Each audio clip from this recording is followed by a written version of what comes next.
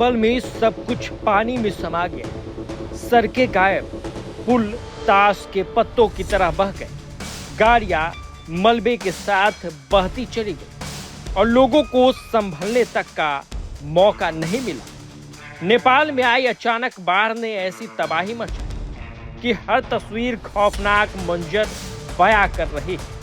अब तक कम से कम 95 लोगों की मौत की पुष्टि हो चुकी है और सैकड़ों लोग लापता हैं। इनमें 100 से ज्यादा भारतीय भी शामिल हैं। सबसे ज्यादा तबाही नेपाल के रसुआ जिले में भोटे कोसी नदी के आसपास देखने को मिली।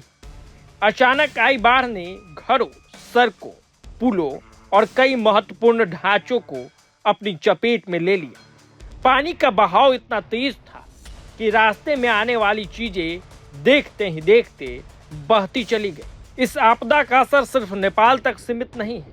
नेपाल टूरिज्म बोर्ड के मुताबिक सैकड़ों यात्री संपर्क से बाहर हैं। इनमें भारतीय नागरिक भी शामिल हैं। कई लोग कैलाश मानसरोवर यात्रा पर निकले थे और बाढ़ की चपेट में आने के बाद उनसे संपर्क नहीं हो पा रहा है। उधर चीन के तिब्बत वाले हिस्से में भी हालात बेहद गंभीर बताए जा रहे हैं। सरकारी मीडिया के मुताबिक ग्योरोंग इलाके में 3 लोगों की मौत हुई है और 265 लोग लापता है।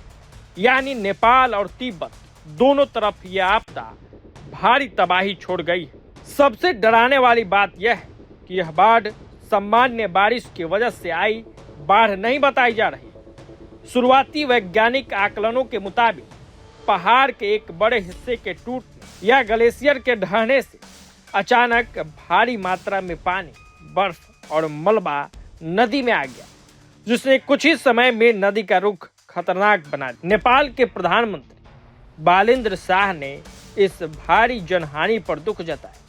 सरकार ने लोगों से नदियों के किनारे जाने से बचने और सुरक्षित स्थानों पर रहने की अपील की। खासकर त्रिशूली नदी के आसपास के इलाकों में खतरा बना हुआ है।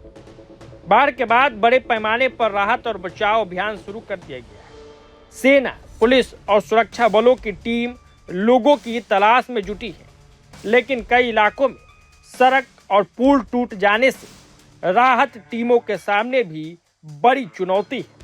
नेपाल में 85 सुरक्षा कर्मियों समेत कई हाइड्रो पावर कर्मचारियों के भी संपर्क में नहीं होने की जानकारी सामने आई है। भारत भी इस मुश्किल घड़ी में नेपाल के साथ खड़ा है। प्रधानमंत्री नरेंद्र मोदी ने नेपाल के प्रधानमंत्री बालेन्द्र शाह से बात कर संवेदना जताई और हर संभव मानवीय सहायता का भरोसा दिया है। भारत की तरफ से राहत सामग्री भी भेजी गई है। नेपाल से सामने आई यह तस्वीर सिर्फ एक प्राकृतिक आपदा की कहानी नहीं, बल्कि उस तबाही की गवाही है जहां कुछ ही मिनटों में जिंदगी, सड़कें और पूरा बुनियादी ढांचा पानी और मलबे में बदल गया। रेस्क्यू ऑपरेशन जारी है और लापता लोगों की तलाश अब भी युद्ध स्तर पर की जा रही है। तो इस वीडियो में फिलहाल इतना है। तमाम अपडेट्स के लिए जुड़े रहिए प्रभात खबर के साथ। प्रभातखबर.com, विश्वास वही, रफ्तार नहीं।